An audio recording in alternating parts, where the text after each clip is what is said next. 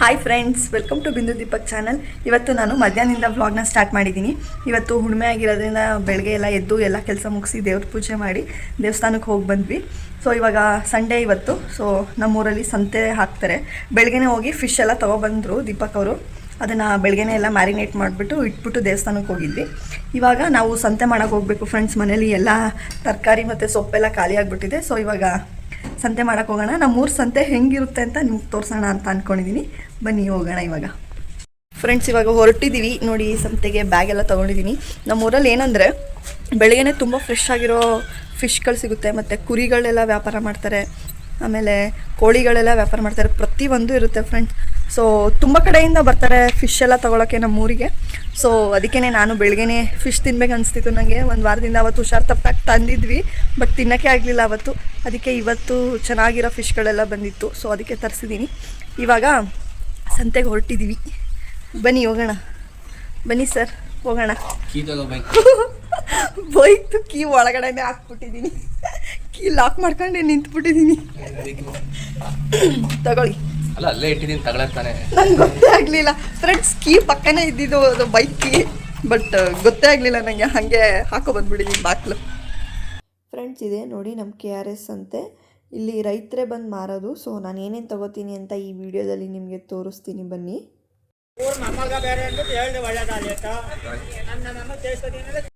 Tomato Baat ಮಾಡಿ 10 ರೂಪಾಯಿಗೆ.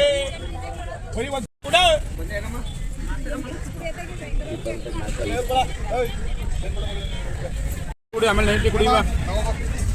ಕುಡಿದು ದಮ ಕೊಡೋ ನಂಗೆ ಹೇಳ್ತಾವ. 10 ರೂಪಾಯಿ ಟೊಮೊಟೊ ತೊಳೆ. ಏನು ಬಟಾಣಿನಾ?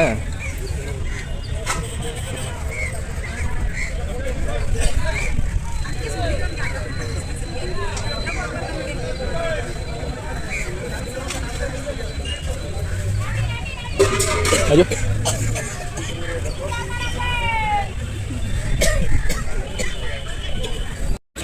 ಗೊತ್ತಾಳ.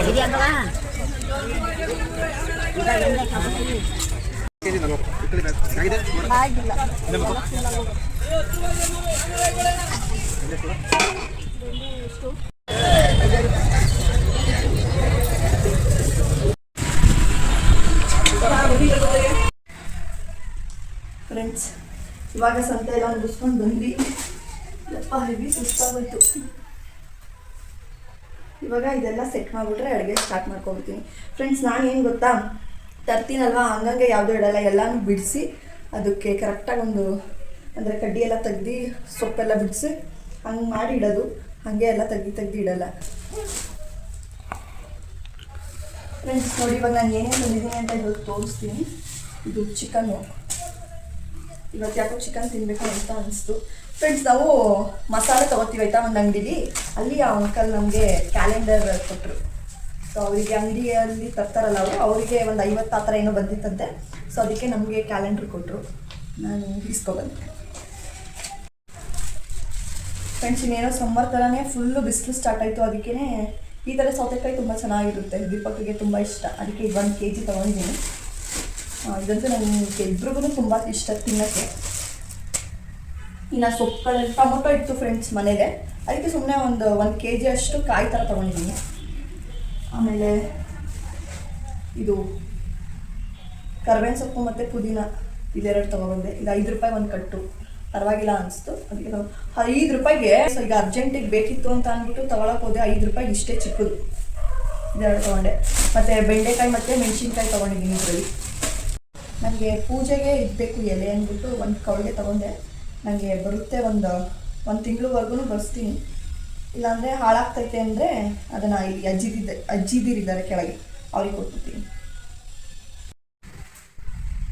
ಫ್ರೆಂಡ್ಸ್, ಮೆಣಸಿನ್ಕಾಯಿ ಎಲ್ಲನೂ ಈ ಥರ ತೊಟ್ಟಿರುತ್ತಲ್ಲ ಇದು, ಅದನ್ನು ಬಿಡಿಸ್ಬಿಟ್ಟು ಮಾಡಿದ್ರೆ ಕವರಲ್ಲಿ ತುಂಬ ದಿನ ಬಾಳಿಕೆ ಬರುತ್ತೆ. ಸೊ ನಾನು ಅದಕ್ಕೆ ಎಲ್ಲನೂ ಈ ಥರ ತೆಗೆದ್ಬಿಟ್ಟು ಕವರಿಗೆ ಇಡ್ತೀನಿ. ನೀವು ಬಾಕ್ಸ್ ಬೇಕಾದರೂ ಯೂಸ್ ಮಾಡ್ಬೋದು. ನಾನು ಇನ್ನೂ ಈ ಮನೆಗೆ ಬಾಕ್ಸ್ ಆ ಥರ ಏನು ತೊಗೊಂಡಿಲ್ಲ. ಸೊ ಅದಕ್ಕೆ ನಾನು ಕವರಲ್ಲೇ ಹಾಕಿರ್ತೀನಿ. ಫ್ರೆಂಡ್ಸ್, ಸಂಜೆಯಿಂದ ವ್ಲಾಗ್ನ ಕಂಟಿನ್ಯೂ ಮಾಡ್ತಿದ್ದೀನಿ.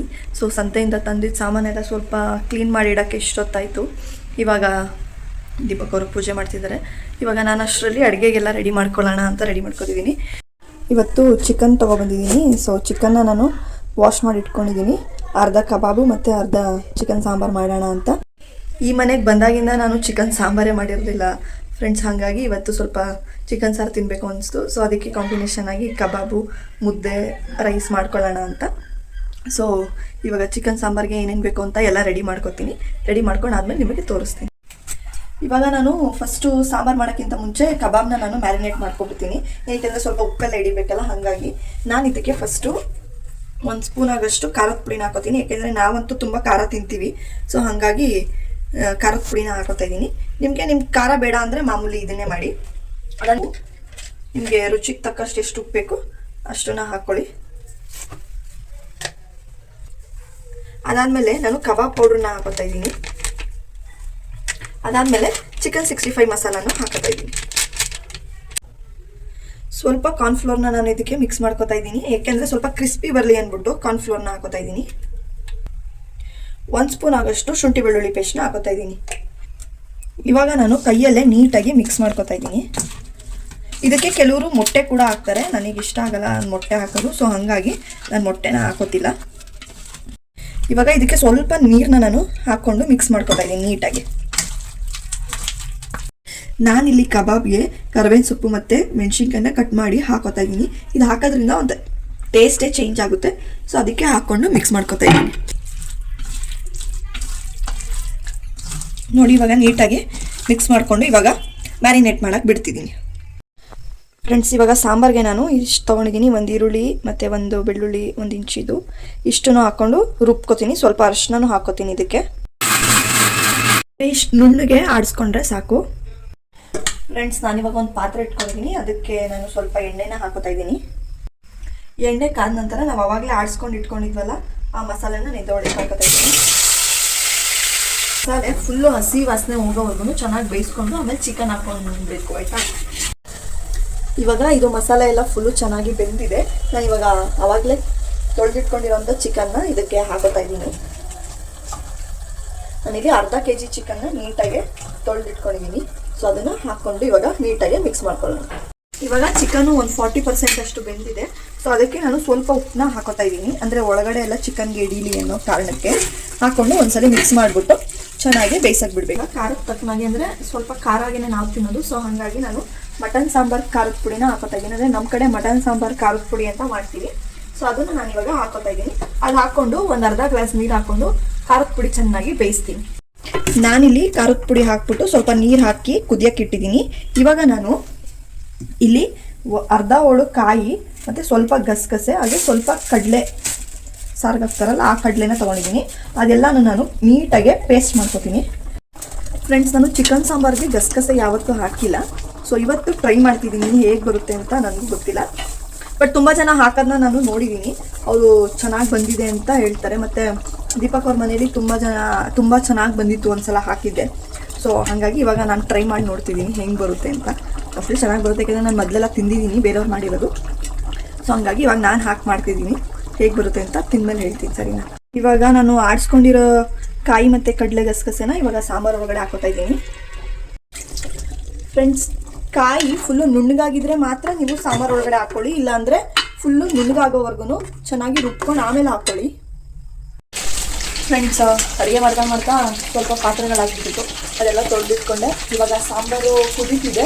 ಅಂದರೆ ನಾನು ಕಾಯಿ ಹಾಕಿದ್ಮೇಲೆ ಎಷ್ಟು ಅಂದರೆ ನಿಮ್ಮ ಥಿಕ್ನೆಸ್ಗೆ ಎಷ್ಟು ಬೇಕೋ ಅಷ್ಟು ನೀರು ಹಾಕ್ಕೊಳ್ಳಿ. ಅದಾದಮೇಲೆ ಈ ಕಡೆ ನಾನು ಕಬಾಬ್ ಬಿಟ್ಟಿದ್ದೀನಿ. ಸೊ ಸಾಂಬಾರು ಮತ್ತು ಕಬಾಬ್ ರೆಡಿ ಆಗ್ತಿದೆ. ಇವಾಗ ಸಾಂಬಾರಿಗೆ ನೀವು ರುಚಿಗೆ ತಕ್ಕಷ್ಟು ಉಪ್ಪನ್ನ ಹಾಕ್ಕೊಂಡು 1-2 ಸಲ ತಿರುಗಿಸ್ಬಿಟ್ಟು ಒಂದು 5 ನಿಮಿಷ ಕುದಿಸಿ ಆಮೇಲೆ ಇಳಿಸಿದ್ರೆ ಈ ಸಾಂಬಾರು ರೆಡಿ ಆಗುತ್ತೆ. ಸೊ ಈ ಸೈಡಲ್ಲಿ ಕಬಾಬ್ ಬೇಯಿಸ್ಕೊಟ್ಟಿದ್ದೀನಿ. ಆಮೇಲೆ ಅನ್ನ ಮತ್ತು ಮುದ್ದೆಗಿಟ್ಟರೆ ಎಲ್ಲ ಕೆಲಸ ಮುಗಿತು. ಆಮೇಲೆ ಊಟ ಮಾಡೋದೆ. ಸೊ ಇವಾಗ ಅನ್ನ ಮತ್ತು ಮುದ್ದೆ ಮಾಡಿಬಿಡ್ತೀನಿ. ಅದಾದಮೇಲೆ ಟೇಸ್ಟ್ ಹೇಗೆ ಬಂದಿದೆ ಅಂತ ನಾನು ನಿಮ್ಗೆ ಹೇಳ್ತೀನಿ. ಫ್ರೆಂಡ್ಸ್, ಕಬಾಬ್ ಆಯಿತು. ಸೊ ಅದಕ್ಕೆ ನಾವಿಬ್ಬರು ಫಸ್ಟ್ ಟೇಸ್ಟ್ ಮಾಡೋಣ ಅಂತ ತೊಗೊಂಡಿದ್ದೀವಿ. ಇವಾಗ ಅನ್ನಕ್ಕೆ ಇಟ್ಟಿದ್ದೀನಿ. ಅದಾಗ ಗಂಟ ಇವಾಗ ಕಬಾಬ್ ತಿನ್ನೋಣ ಅಂತ ತೊಗೊಂಡಿದ್ದೀನಿ. ಕಬಾಬ್ ನಿಂಬೆಹಣ್ಣು ಫ್ರೆಂಡ್ಸ್, ನಮಗಂತೂ ಕಬಾಬ್ಗೆ ನಿಂಬೆಹಣ್ಣಿಲ್ಲ ಅಂದರೆ ಅದು ಕಬಾಬೇ ಅನ್ಸಲ್ಲ ಅಲ್ವಾ. ಚೆನ್ನಾಗಿರುತ್ತೆ ಒಟ್ಟಲ್ಲಿ ಟೇಸ್ಟ್. ಕೊಡು ಟೇಸ್ಟ್ ನೀನು ನೋಡೋ ಫಸ್ಟ್ ಹೇಗಿದೆ ಅಂತ.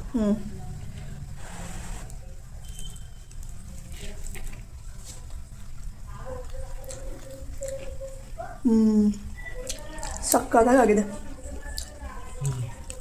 ಹೆಂಗೈತೆ? ಚೆನ್ನಾಗಿದೆ. ಫ್ರೆಂಡ್ಸ್ ಚೆನ್ನಾಗೈತೆ, ತಿನ್ಬಿಟ್ಟು ಈ ಮುಗಿಸ್ಬಿಟ್ಟು ಮಾಡ್ತೀನಿ. ಊಟ ಎಲ್ಲ ಆಯಿತು ಫ್ರೆಂಡ್ಸ್. ಊಟ ಮಾಡಬೇಕಾದ್ರೆ ವೀಡಿಯೋ ತೆಗಿಯೋಕ್ಕಾಗಲಿಲ್ಲ, ಸೊ ಹಂಗಾಗಿ ಇವಾಗ ವೀಡಿಯೋನ ಮಾಡ್ತಾಯಿದ್ದೀನಿ. ಸೊ ಈ ವಿಡಿಯೋ ನಿಮಗೆ ಇಷ್ಟ ಆಗಿದರೆ ಪ್ಲೀಸ್ ಲೈಕ್ ಮಾಡಿ, ಶೇರ್ ಮಾಡಿ, ಹಾಗೆ ಕಮೆಂಟ್ ಕೂಡ ಮಾಡಿ.